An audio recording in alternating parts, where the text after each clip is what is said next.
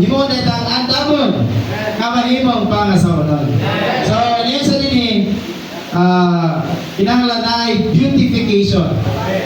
Kinahanglan di ay nga, sa Bisaya ni, patahumon ang pangasawanon. Aron sa tayo nga, mahimo ni sa kapares niya. Yan guys, ang watermelon kuno nga pikas. Kung dili kuno siya, kung wala kuno tong isa nga pikas, nga di nga salod niya, dili na mahimong usa. O kung parisa na siya lain, dili na mahimong fit. Muna kinahanglan, himo siya nga parihas. Ang kapikas, kung ang iyang kadakon, dako, ang pikas, kadakon, dako po. So, nag-isgot isa na, diha sa atong Kristohanong kinabuhi. Ang bana mao si Kristo, kapuno, Diyos nung kinabuhi. Buoto tingo sa Ginoo nga, kita nga tao, pasurupan, nining Diyos nung kinabuhi. Araw sa tayo nga, mamparihatangan natin. Mao ni ang beautify, patahong, ano sa tayo nga mahimot ang kaparis niya. So, salamat. Usapan ka paagi nga mahimot ning patahong ni. Muna ngayon sa nagkinahanglan ta sa gugma sa Diyos. So, ang gugma sa Diyos, una na isang may gugma na niya. So, salamat nga ngayon sa dini, nagkinahanglan ta sa atong personal relationship with the Lord. Kinahanglan ta doon tayo personal na aspeto na doon tayo pagkadugtong diha sa Ginoo. Ngani niyo sa dini ang pagigugmay sa usa-usa, mo ni pagigugma nato sa Dios, mo ni paggugol nato og panahon nga makikabitay niya diha sa iyang pulong. So, may suon ang atong pagpatahon karon dili ni sa ingon nga gawas nga pagpatahon. O ngani sa Kristiyanidad, o ngani bisan ba sila pupunta sa ato ang konsepto nga magbinutan ko. Basi niya ukira siguro ni.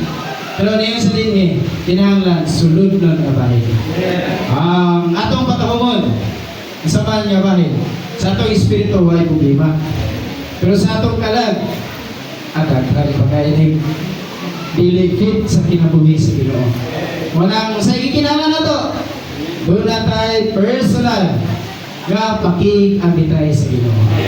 Kaya ditong pakig-istoryahan ay niyo na igsuon nga sa dihang nahigugma siya, di gyud masilbi o dili sila maka-istoryahan ay sa ka adlaw.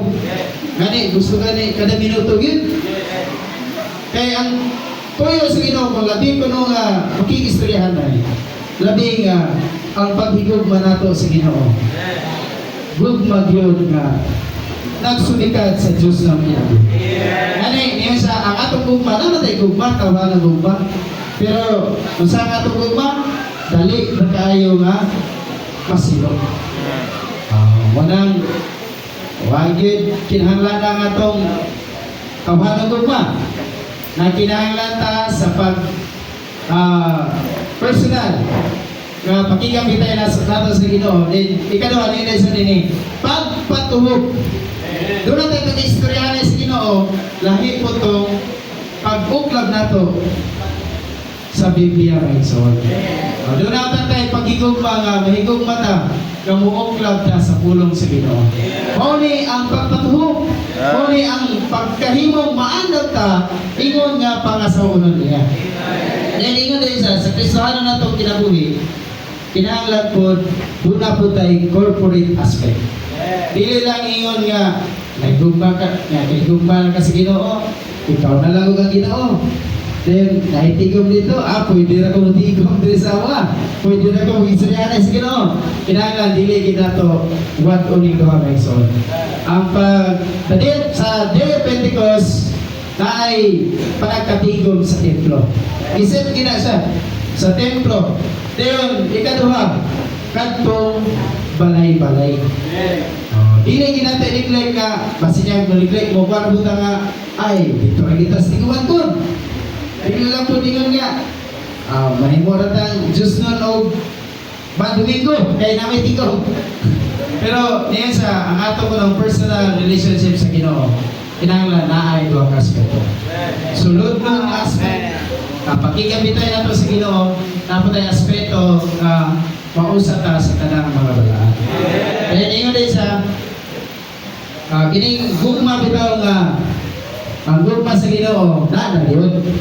Kani isaysay ni sa igsoon kung nagugma sa Ginoo, kung mulatan ko mo tapos ko matag suba, nagkadayang sugod sa tubig, na ay diri kitin lang, murag katika tikang patana, managan patana.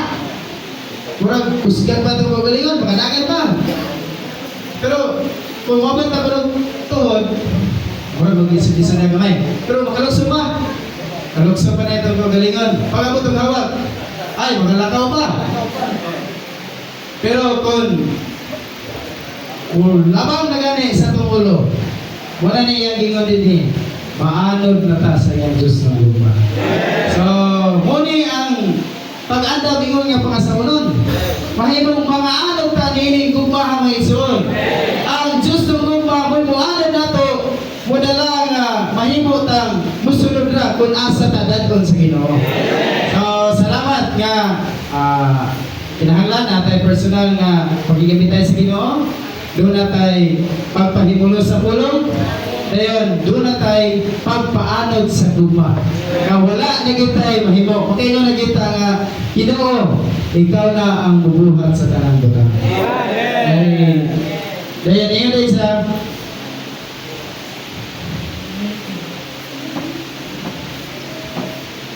Naray tulog kabutang ang isgutan niya din eh. Ngani, sa 3, Roman numeral 3, yun siya, Adam seeking a counterpart but could not find it. Wala niya makaplagi. Yan din, ipatubang na sa Diyos, ipangalan na niya, pero wala niya makaplagi. Pero sa E, F, H na yun, G yung H, nag-isgot na siya nga, muna ang proseso. The process how Adam gained a counterpart. Then, pagkalas, sa dihang, kakaingon na siya nga, this is my bones of my bones, flesh of my flesh, naanadayoy kami yun. So, alam na ito, Medson, kinahanglan makita na ito ng tulog kabutang. Tulog kabutang, mao ang pananawon. Pananawon, mahitungon sa pag-andam o pagtukod sa pangasaulon. Dahil ikaduha, dunay pagi. Ang pagi sa pagi, maghigugmay sa usag-usa. Kaya ang gugma, maoy makapatukod na to.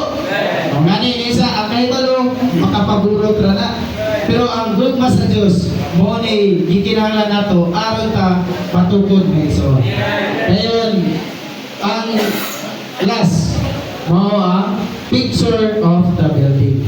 Mao ang pagtukod, nga mao ang bagong Jerusalem, kinasang-an o kahimpitan sa plano sa Diyos, nga mao gyud nga dunay kaminyon sa Diyos o sa iglesia, sa Diyos o sa tao, kag na mo ni gitinguha sa kasing-kasing nga mahimong magpalayag o magrepresentar, nga mahimong mo'y mubatag sa kaaway, nga gikinahanglan niya mao di ay ang pangasaulon. So salamat sa tumong o sa tinguha sa kasing-kasing sa itong Ginoo nga makabaton gid siya o pangasaulon. Mayson, maklaruhan ta nga ang atong kinabuhi dili lang kinabuhi nga giluwas na ta. O dili kinabuhi pagyud nga maandam ta. Ingon nga pangasaulon kay sa bagong Jerusalem doon na may kamilyon. So salamat.